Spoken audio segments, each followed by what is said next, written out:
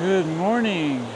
This is sometime in the morning, about around 7 or 8, I think. It's island time in Puerto Rico. It's Rincon, Puerto Rico.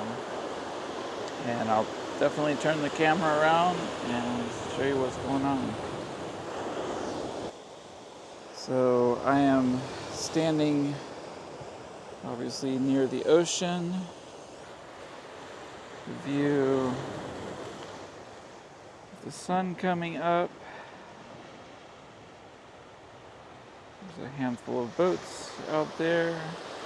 I know the last boat over there is a charter boat, I'm pretty sure. I don't know about the other two. I've seen somebody come up on the deck in the mornings of the boat that's closest, which makes me think they might be staying the night there, but I don't know.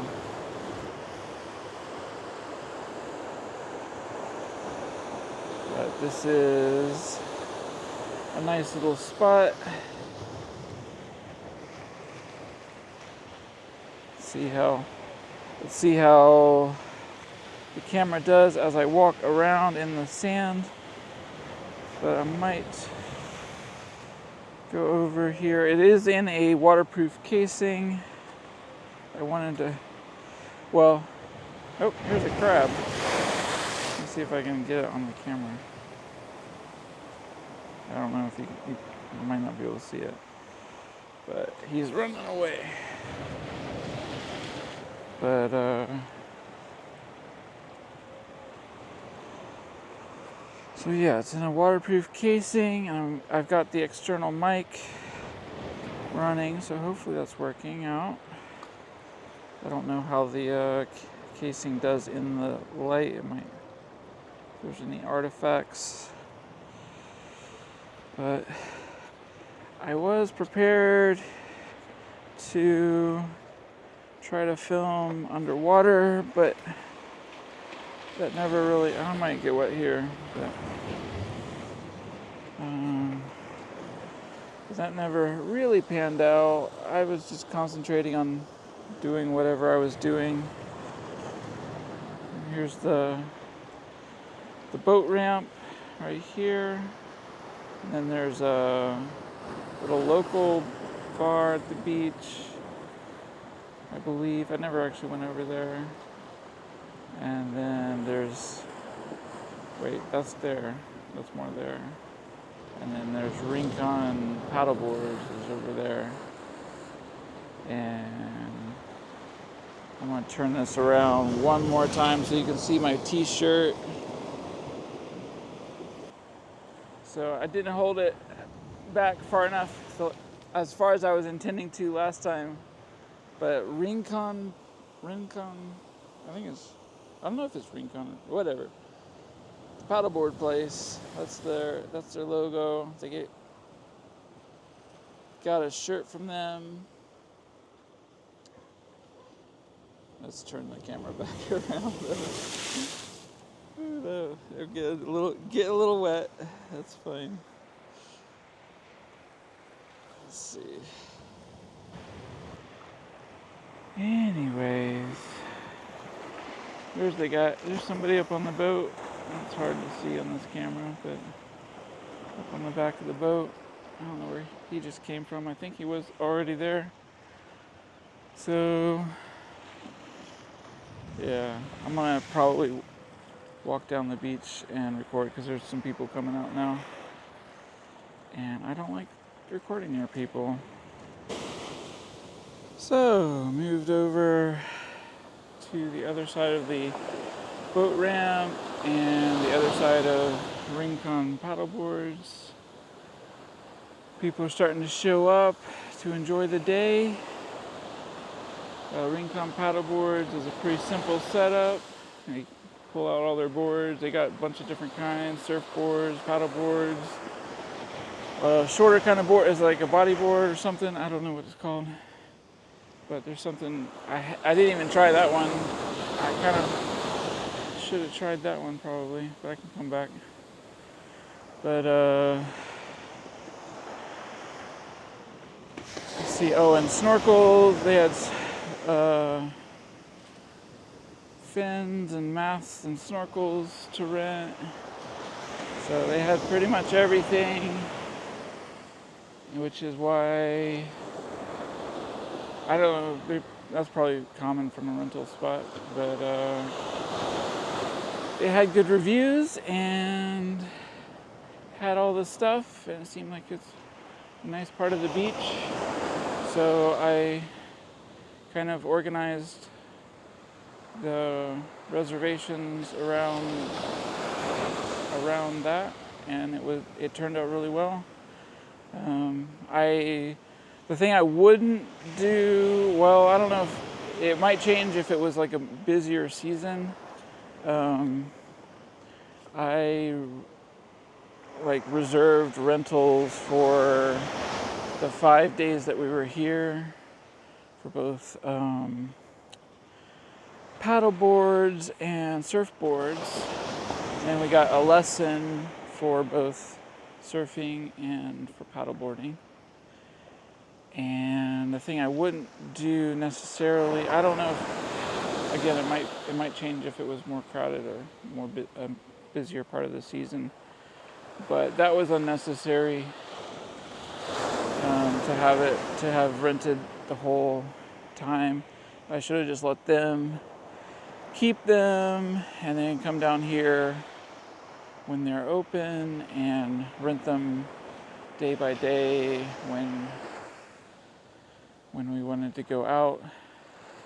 Because really I'm so new to ocean conditions that I really needed to check in with them every day pretty much anyway. Well, I'm sort of a little bit starting to learn, but still it was better to just come down, talk to them, ask them what today was good for. That seemed like a good strategy. And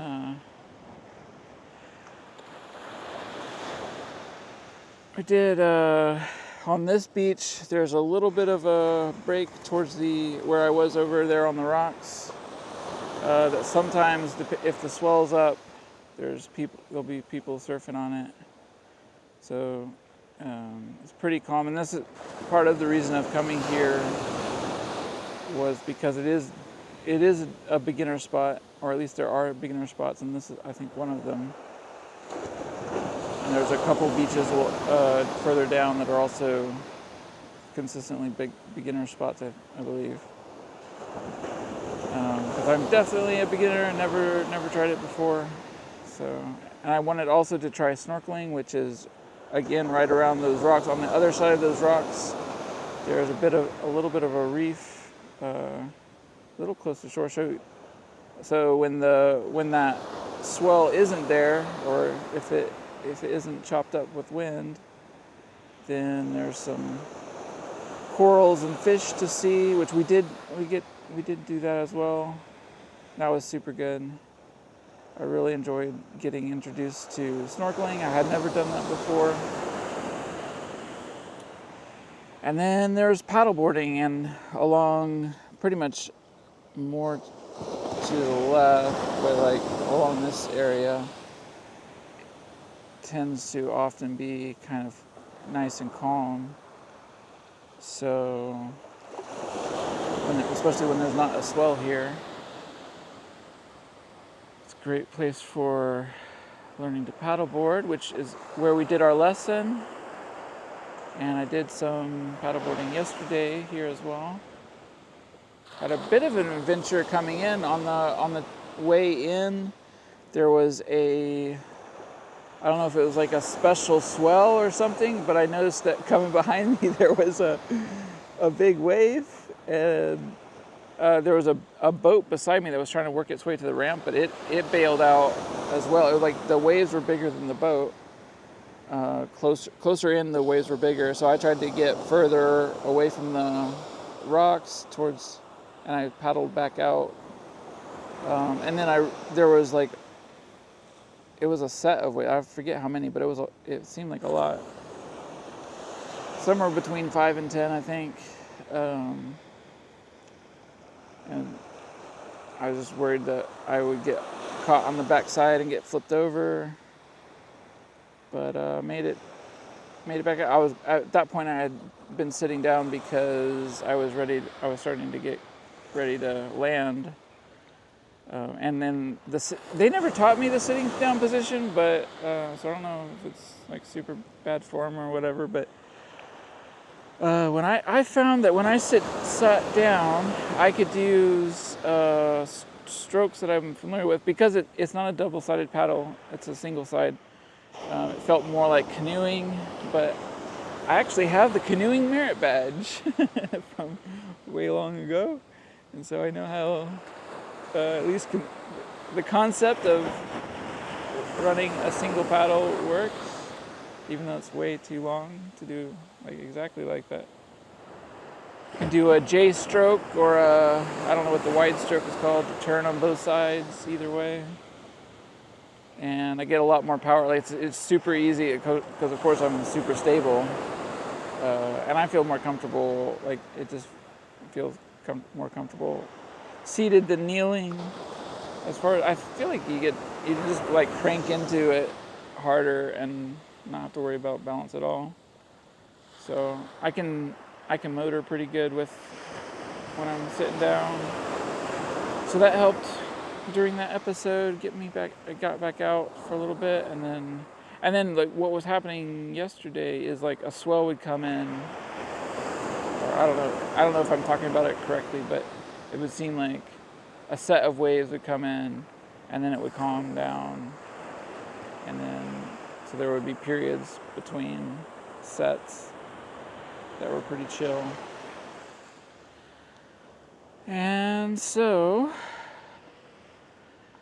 I got back in during the next time it calmed down.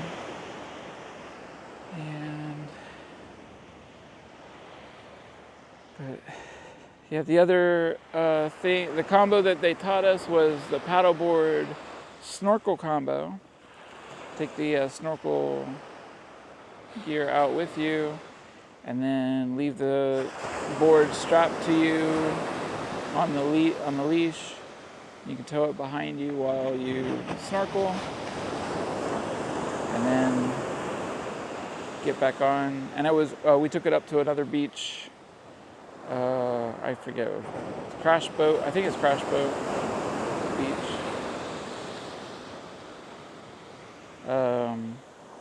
Where we were having trouble finding there were several like smaller spots, it seemed like, where there were some things to see, and it was good to be able to get up on the board, motor around until we found something, and then get in and check it out. So that's definitely something I'll be looking to do again, here and in other places. I definitely did a lot better with the paddleboard than I did with the surfing. I got up. We had our paddleboard lesson here on a day where it was pretty bad condition. I mean, not bad. I mean, it wasn't terrible, but it was difficult conditions. There was a bit of a swell. There was some wind. It was a little bit choppy. Still managed to get up pretty good, and there was like, when I first started, I was super shaky, fell off a bunch, took a little bit, I was doing a lot of overcorrecting and a lot of falling in, but then it felt like a switch flipped in my brain, and it felt like my brain just like took over, or like something where it was more it was a lot more comfortable. I felt some sort of a connection that turned on that made that a lot more enjoyable for me. And then of course it reinforced with the other paddleboarding experiences I did here. I was almost a little bit wanting to play with a wave. The guy, I talked to the owner of the shop, or one of the managers, and he was saying I should not do that. So I'm sure there's lots to learn. I'm so new to this whole thing, the whole beach life thing, understanding the ocean. One of the things for me with the ocean is I don't know where the edges are. So, or like, when does it become dangerous? And when is it not? Like when I'm on land, I know where the cliff is. I know what a bear is. I mean, here, obviously, that we know what the shark is. But it seems like conditions can change pretty quickly. So I don't know how to, like, I guess you have to sort of bake in a strategy for what happens if the conditions change. Like the swell can come up, the wind can change. You can't take things for granted. So I like when we were snorkeling out in a bit of a chop or a bit of a swell one day. Didn't see a lot. It was really cool. It was a really cool sensation to be like moved around like that, but it wasn't great for seeing stuff. But I didn't know at that point. I was like, I didn't know how close I was to danger. Like how it felt like a handful of things could change, and maybe any one of them could turn it in from fine to not fine. So still don't know about, I don't know, the ocean's definitely big and powerful, much bigger than you are, and you gotta respect it. But I don't know, like I said, I don't know where the edge is, where the limit is. So I guess you probably need to stay further away from the limit then, because it's a lot more defined, I feel like, at least, or I understand it better in like forests and mountains, I feel like. So I guess when I don't really understand the dangers correctly, I should give them a wider berth. But let's see if there's anything else I can think of. It's a beautiful day. I'm leaving today. Yeah, this is the last morning. I'm gonna go back up, pack up, do some cleaning in the apartment we've been renting on Airbnb, and we've got flights in the afternoon, which means we might be able to get a stop in. There's a fort that we recommended. We might stop at. We're flying out of San Juan, so we're doing a 2-hour drive. Which I figured, I mean, you can fly in here, but I figure by the time you get on another plane and do the flight, it just felt like it's not that much. It felt like more of a hassle than just renting the car and driving. So did that. It worked out. And yeah, going back from beach life to trucking life. I guess vacation is a lot harder for me to go back than the previous one. This is so comfortable. I guess that's the thing I should say. This place is so comfortable. I don't know about other times of the year. I don't know, like, when it gets hotter, colder, more windy, whatever, anything. But I know right now, early December, it is beautiful and comfortable. And not very crowded. Especially like, my brother has been to some more, he's here. My brother and my dad are both here. And they've been to other beaches, and they seem to think this is a pretty chill, a lot less crowded than a lot of places. But then also, yeah, so comfortable. Just like the air temperature is super comfortable. The water temperature is super comfortable. Don't need a wetsuit, dry suit, any of that. Just get right in. It's super comfortable all the time. And the bugs, I've seen a handful of mosquitoes, just like literally like 2.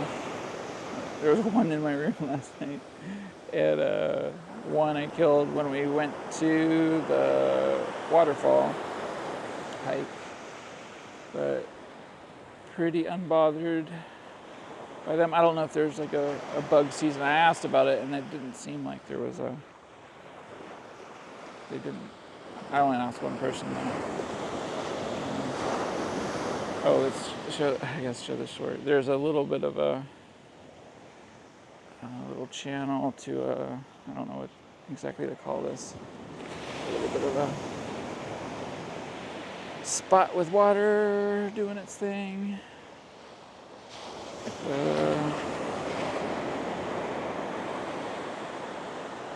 Yeah, so this place being so comfortable, it's going to be hard to go back, get back on the truck.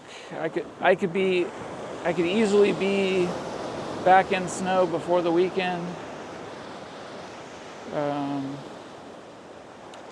What is it? I think it's Wednesday today. We're flying today. It's going to take us all day to get home. And then tomorrow I'm scheduled to go back on the board and get a load. So that's going to be a major transition. I think it will be good. I think I'll get into a good headspace once I'm there. But I definitely wouldn't mind staying longer. I feel like there's a lot of good. I'm in a good direction with the trucking. I'm going. It's feeling good. So I'm making good progress. The winter is still intimidating. There's a lot of it to get through. There's parts of it that have felt good to be able to rise to the challenge of it. But there's more challenge to come, and I've got to stay locked in. And I've been feeling very blessed, very guided, very helped. I believe in God, and I believe He's helped me, guided me through. There's been already dangers and difficulties that have come. Well, there's the frozen tarps and snow and frozen roads. So I'm going back to that. I'm going back to some hard work, but it's not. I mean, there's so many jobs that are worse. There's so many jobs that are harder. So I'm in a good spot. And like, as far as what I could be doing, I don't think there's much that's better for what I could do for a job. So I'll go home, get back on the truck, and get back to it.